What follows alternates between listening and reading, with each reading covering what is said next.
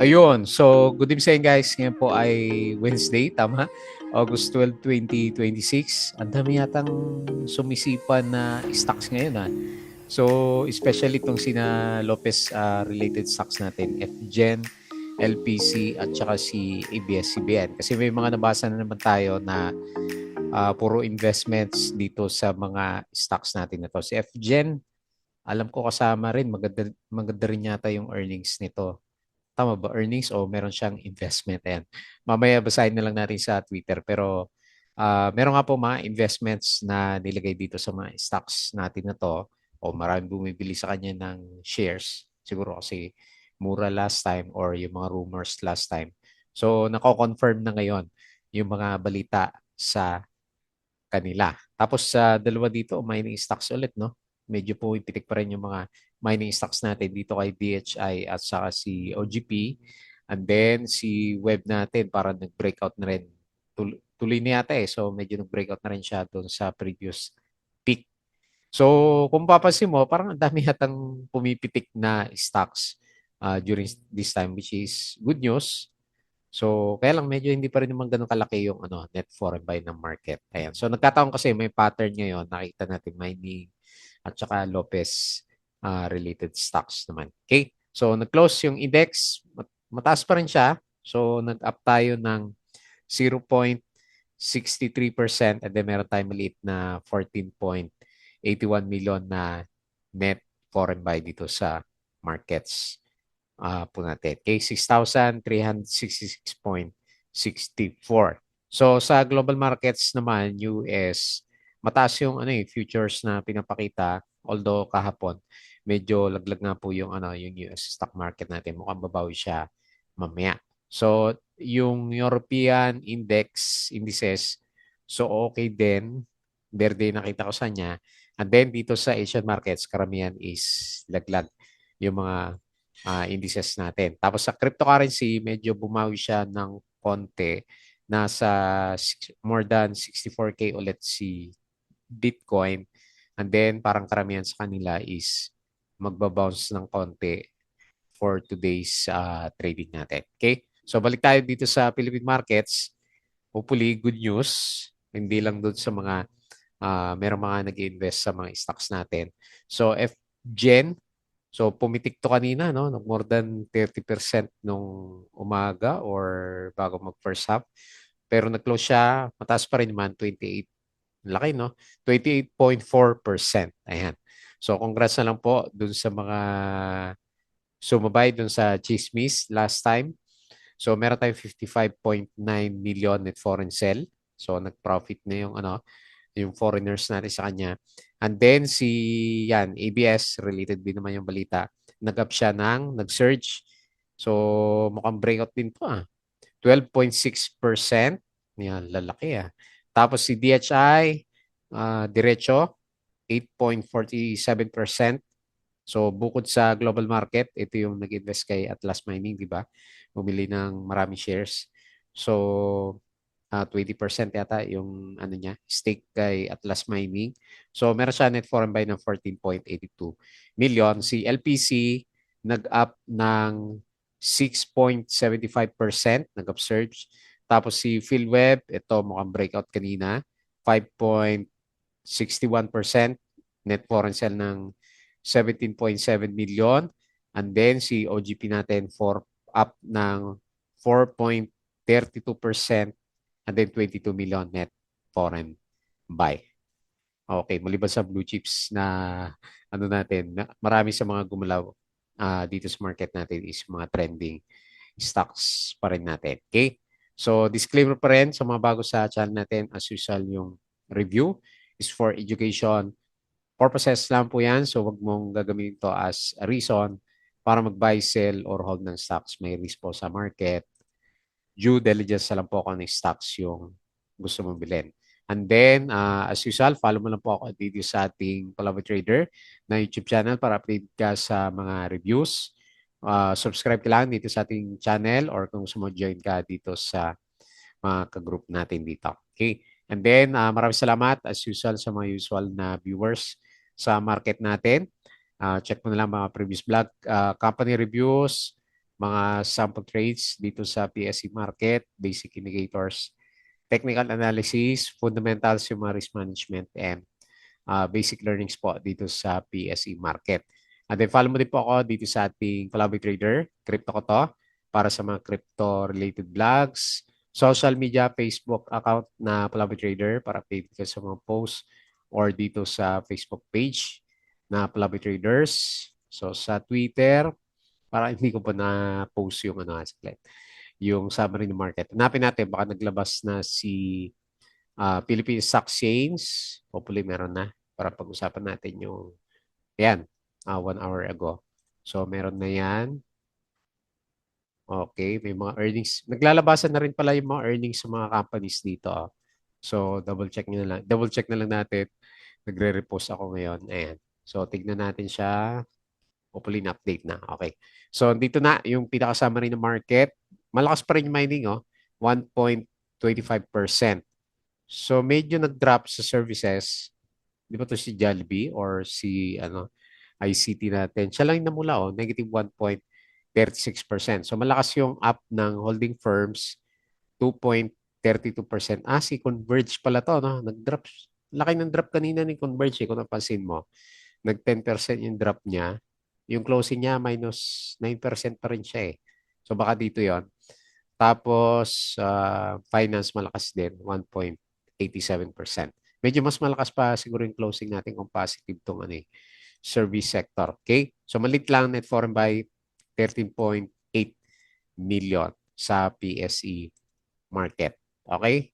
So, yung ibang balita, mga earnings, GGS post-consolidated net income, 13 billion in first half, down by 37%, kaya palang drop last time. SM net income 45.9 billion, up by 8%. Monte Nissen first half 2026, malakas up by 31.2%. FGen, ayan, ito na yung unang balita.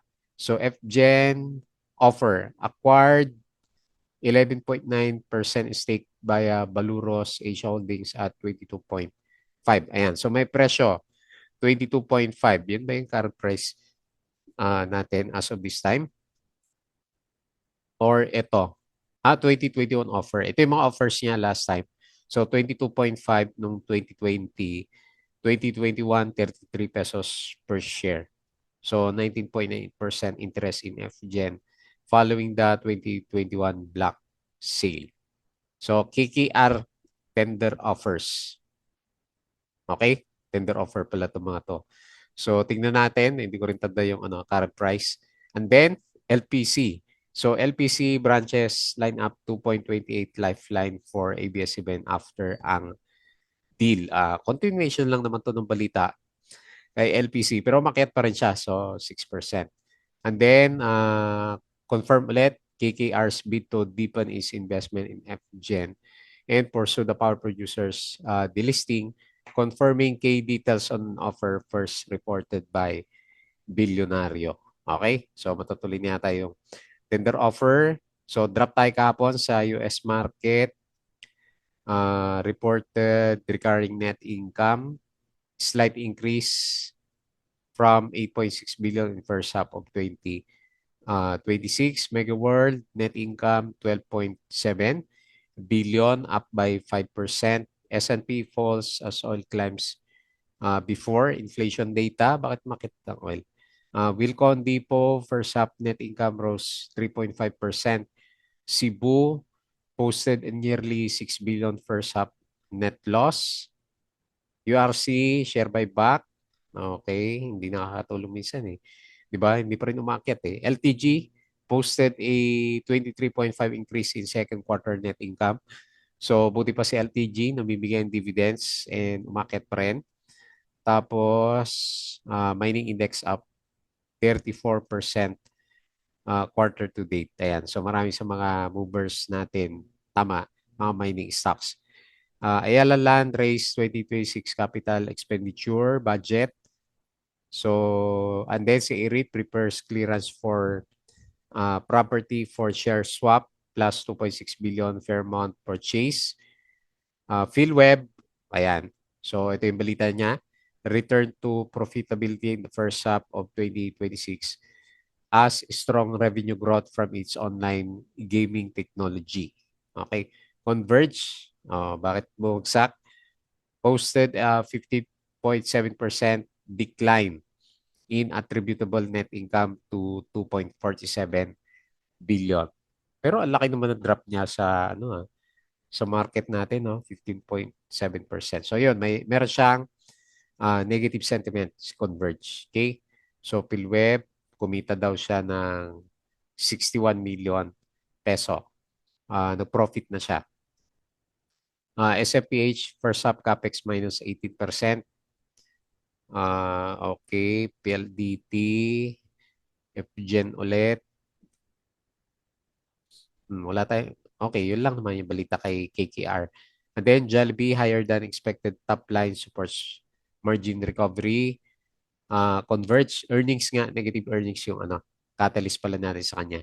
And then RCR, net income up 46% year over year. Tapos sa global market, Pakistan, Minister in Tehran at Hormuz talks advance. And then US and Iran, close of peace arrangement or a deal. Okay? So optimistic pa rin yung peace talks between US and Iran po. Okay? So patalastas ulit yung Patreon channel natin, yung mga gusto ng guide sa trading sa PSE market, sali lang po kayo dito sa group natin. Okay? So punta tayo dito sa pinaka main index. So based dito sa 2 days na galawan, nagre-reverse yung direction ni PSE. So baka pwede nang iakyat yung napipilitan na tayo iakyat, no? So sige, iakyat natin. Gawin natin MA 100. Palitin natin yung range kasi parang optimistic yung ginagalaw niya. Although hindi pa rin naman siya ganun kalakas convincing na siguro or mag-breakout tayo dito sa 6,493 last time kasi konti lang naman yung foreigners na nakikita natin. Pero may mga sipa yung majority ng mga blue chips. May trend kasi na lumalabas sa kanya. O short term siguro baka may retouch tayo dito sa 6,500. Okay? So optimistic na konti yung RSI nandito sa bullish area natin and may konting recovery sign yung MACD formation. Okay? Hopefully hindi mali yung or rather mali yung analysis natin na nandito pa rin tayo sa may retest dito sa next na gap area ng market natin. Kasi medyo kulang yung net foreign buy. Okay po. So tingnan natin yung mga winners. FGen. So ayan pumitik kanina.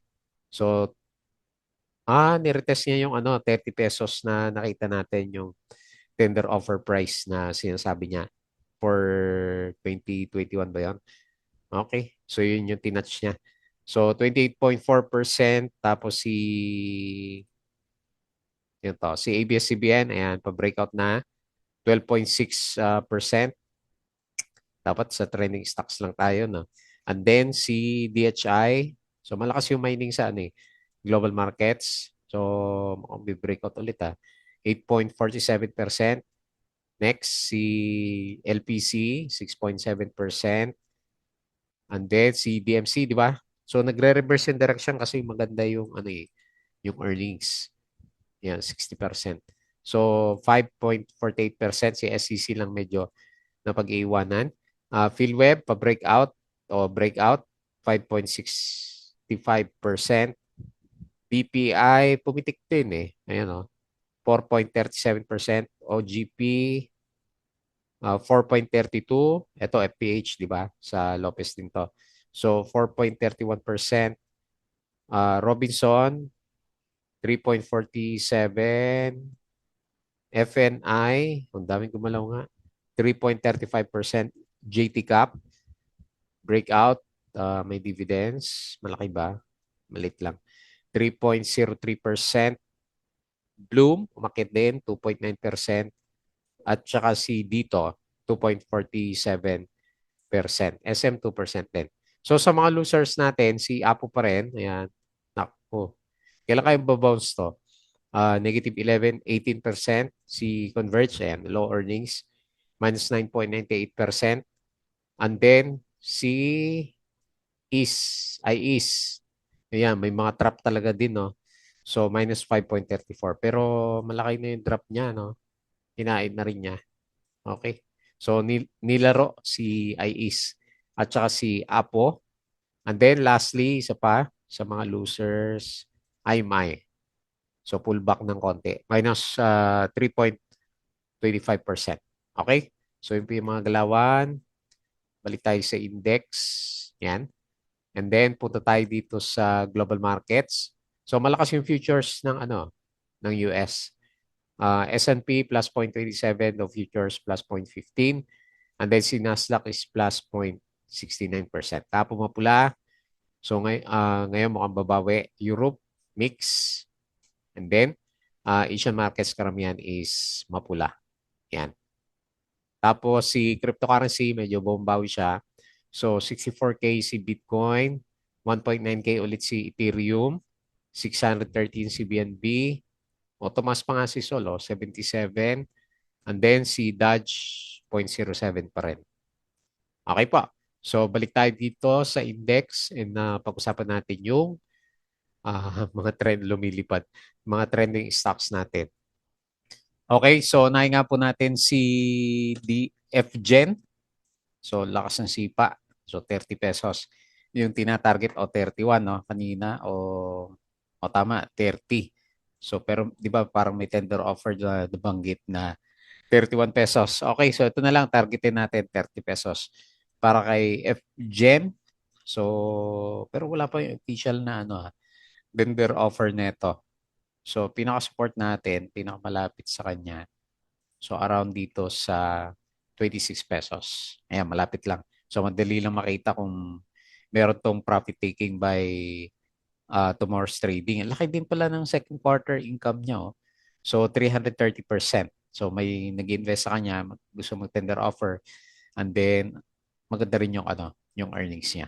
Okay? So dahil diyan, RSI 83, kagad si FGen natin.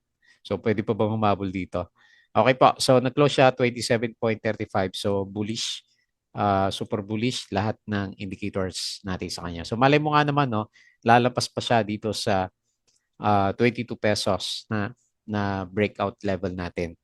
So after ng balita ng KKR uh, tender offer sa kanya. Okay? So nag-close siya 27.35 nga, 28.4%. Congrats. And then meron siyang 55.98 million na net foreign sale. Okay? Next, si ABS-CBN. So breakout na rin.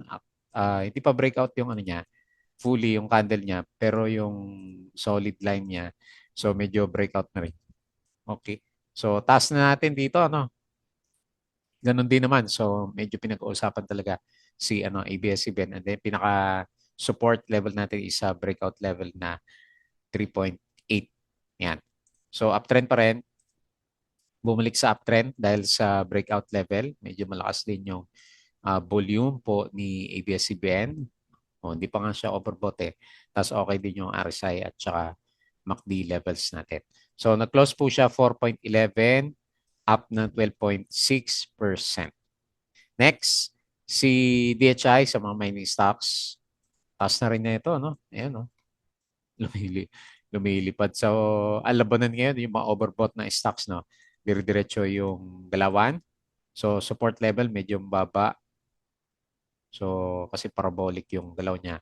So, ingat na lang, no? Hopefully, hindi naman siya magaya kina Apo tsaka si IAs natin. Kasi nag-totally bumalik siya dun sa breakout levels nila or yung initial na breakouts nila last time, which is trap, yung dalawa na yon. Okay, so nag-close siya at 12.8. So, resistance 14.2, up ng 8.47% and then 14 million net foreign buy. So, super overbought na rin si DHI. Next, si LPC. Hindi nawawala ng balita itong mga to, no? So, diretso pa rin. So, mukhang i-retest din natin yung 7 pesos, 6.92. Yan, uptrend.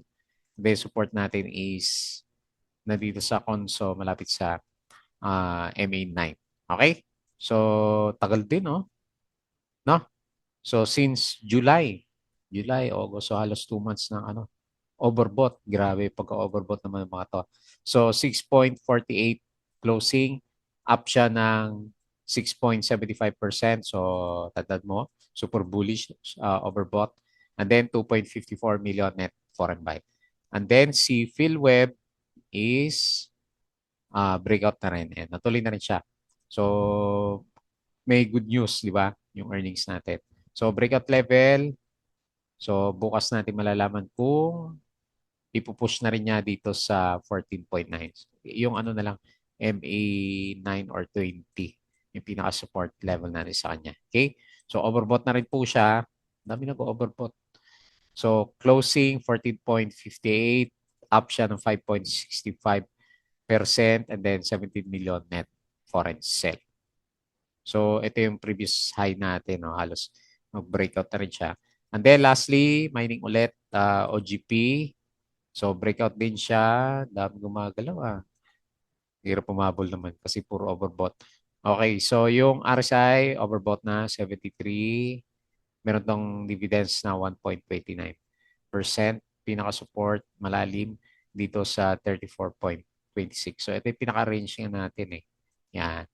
Mula dito sa 34 hanggang dito sa 39.5.